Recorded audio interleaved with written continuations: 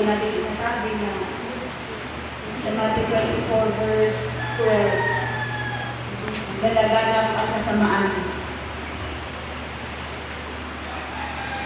Mandalamig ang pag-ibig ng marami. Sinasabi po ni Jesus. Kaya po nandalamig ang maraming Kristiyano.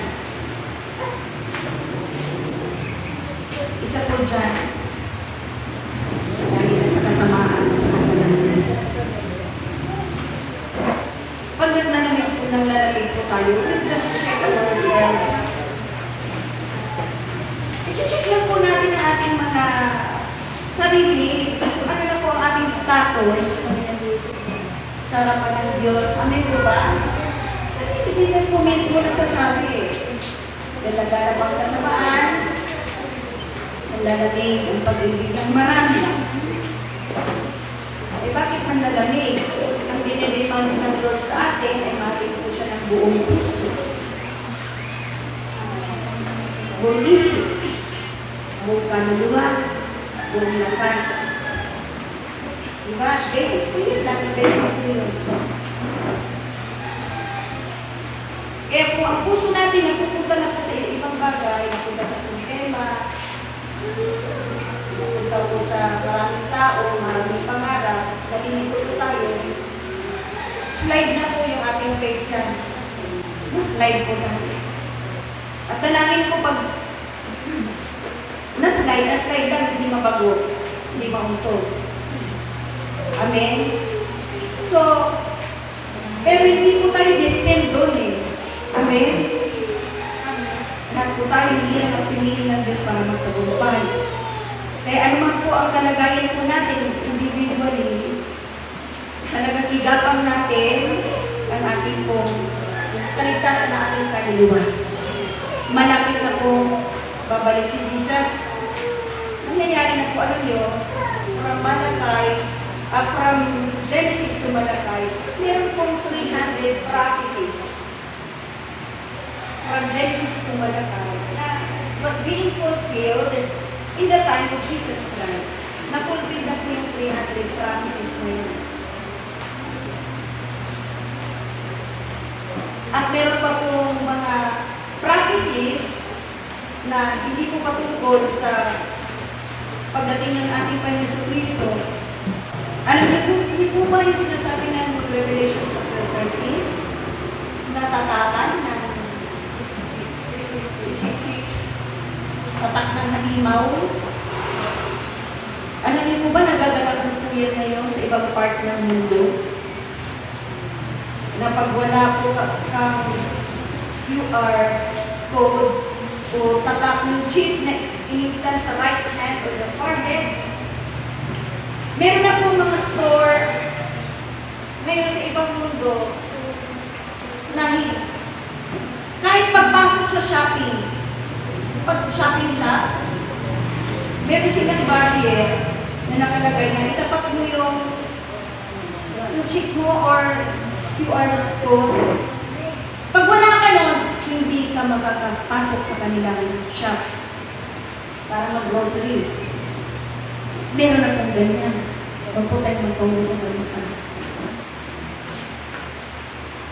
At hindi po yan ikapagtataka dahil ibinilin po yan ng Biblia. At mapalag na raw po yung naniniwala sa mga hula, hindi po ba doon sa Revelation. Sa aklat ng Revelation, pag naniniwala ka, mapalag ka. So, ibig sabihin mga kapatid, talagang yung prophecy na yan, talagang mangyayari po yan. Tatanggapin po natin yan na darating po ang generation na wala na pong makakabili. Wala na pong makapagtinda na walang tatak at nagsisimula na po yan mga kapatid sa other part ng mundo at lalaganap na po yan. Yan po ay preparation ni Satanas. Kasi nga po, malapit, anytime, malapit na po bababa sa Jesus Christ. Amen po ba? Pero, ang mga tapat sa Panginoon, ako kasi 19 mauna tayo sa rapture. Ang mga matutuwid, mauna po yung ma-rapture. Bakit?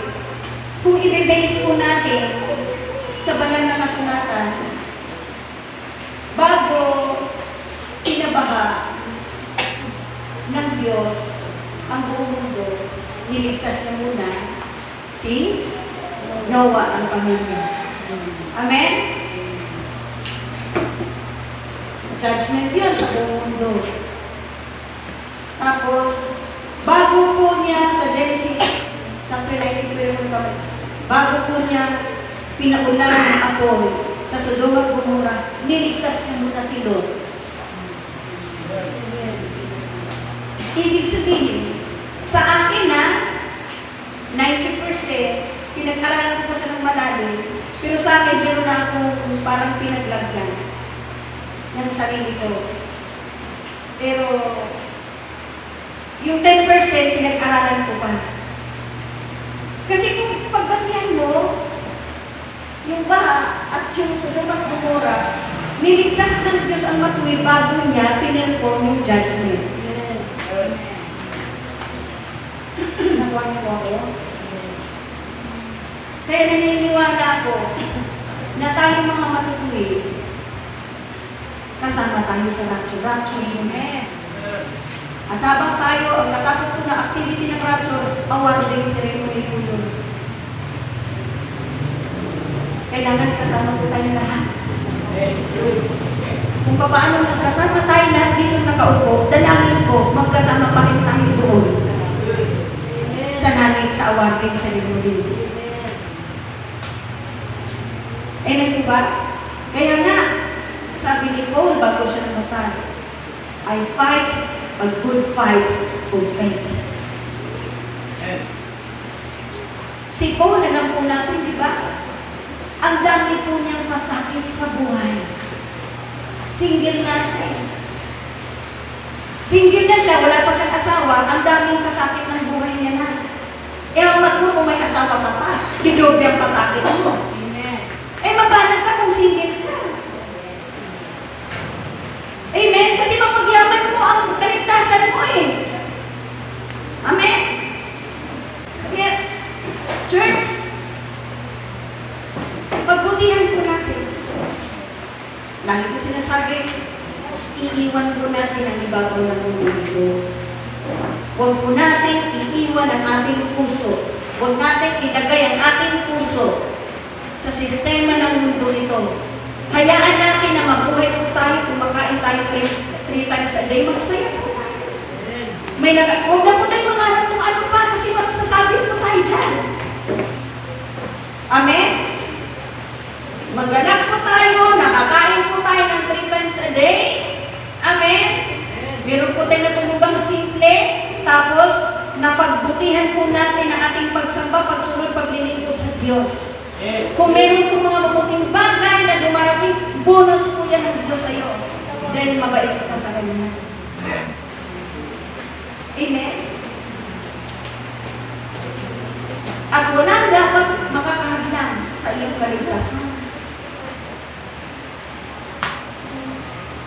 Kasi, gaya ng sinabi ko at pinost ko sa Facebook, sa Romans 14:12, na individually, bawat sa kanyang sarili ay harap sa Diyos.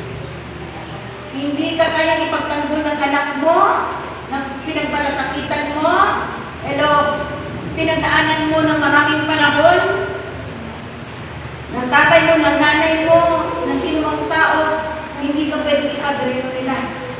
Ikaw lang sa sarili mo ang mag-a-account, you will stand alone in the judgment seat of God. Kaya, pagbutihan mo yung pagsunod mo sa Diyos. Kahit anong mangyari, kahit gaano kahirap, kahit gaano ka tinukso, kahit gaano ka binabalintong-balintong ng mga pagsubok, ng mga pangyayari ng buhay mo, tumayo ka ng diretso, ipaglaban mo ang kaligtasan ng kaluluwa mo. Amen. Kasi, pag namatay po tayo na mag-isa sa taon. 1 week lang po tayong iyakan.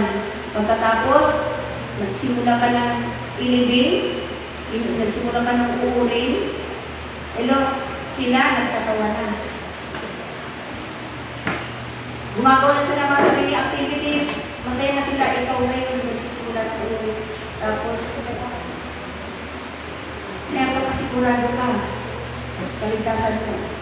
Yung mga earthly na mga kasiyahan, mga worldliness, ano man po in-offer ng mundo para mawala ka sa alignment sa presensya ng Diyos, ano mahalaga yan? Pag mga makamundong bagay, wala nga mga itulong sa kaligtasan pagputang langit, pahalagahan pa. Isang tabi mo na yan, at pagputihan mo, yung mag-all out ka na sa Lord. Amen. You see, nandiyan na eh. Malapit na tayo. Malapit na tayo. Tapos, mamaya tayo sa ating kaligtasan. Dapat, na tayo. Kulang na po tayo sa manpower. Ang na-reach out pa lang po natin, Santol. Bukid nun, kawayan. Batya, konti, tsaka konti. Bakit? Kulang ng manpower ang Diyos. Inawan, nakakalungkot. Pag meron po mga nag-a-apply ng trabaho, mga job offer, ang dami nakapila. Kahit papawisan sila, kahit po maghapon pa nakapila sila. Kasi gusto nila magtrabaho. Pero pag nagyayaya po ang Panginoong Diyos ng mga servants magtatrabaho sa Kanya, walang pumipila. Wala. Alam nyo, kalungkutan ko sa puso ng Diyos. 13 years old na po ang Jamile, pero wala pa ako nakikita magpupuntay. Yung alam mo, titira sa church para ang Diyos ang bumuhay sa kanya para maglingkod na lang, humayo na lang, manalangin, para sure po yung kaligtasan niya wala akong nakikita. Pero, malay mo, may makikita natin.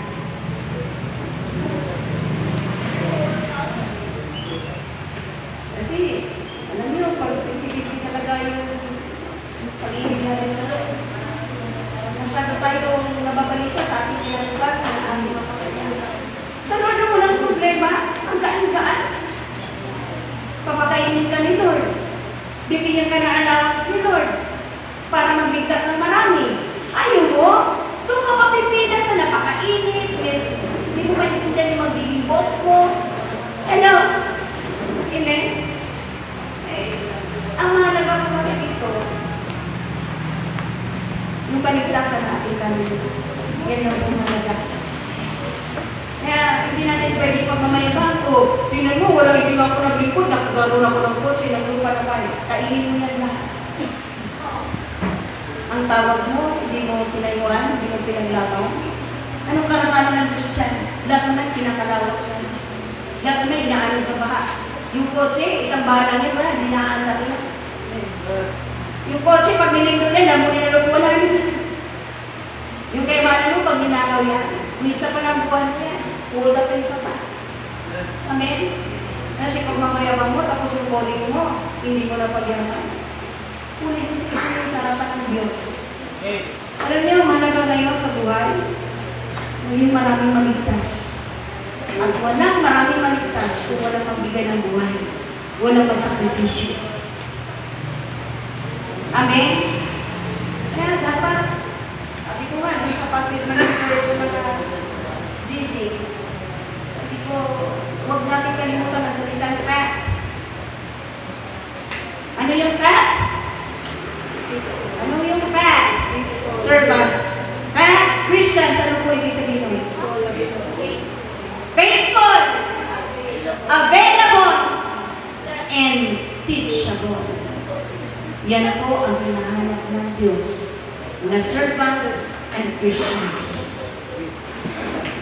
Titigan mo sa mata yung katabi mo, fat ka ba? O baka yung katawan mo nagpa-fat na? Kaliwa mo. Nakakalungkot ito.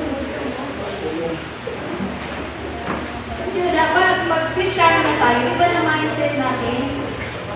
Huwag tayo makipagkarirahan sa taga-pundo. No? Sa mga pinag-aaralan, huwag tayo makipagkarirahan. Amen?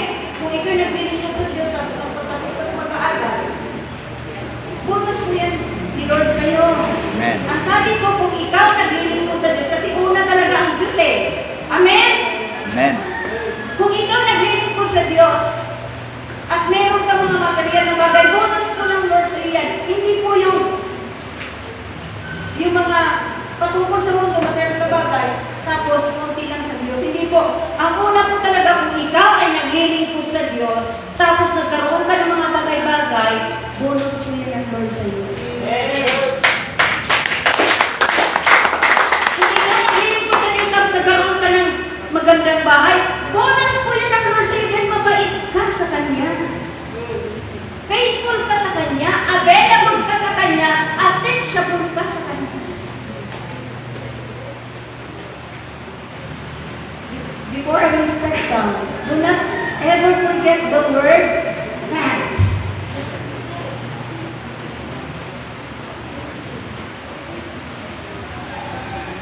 Kailangan ako magiging fat. I should become fat Christian, fat servants. Faithful, available, teachable. Tawagan na po natin si Mama Lily.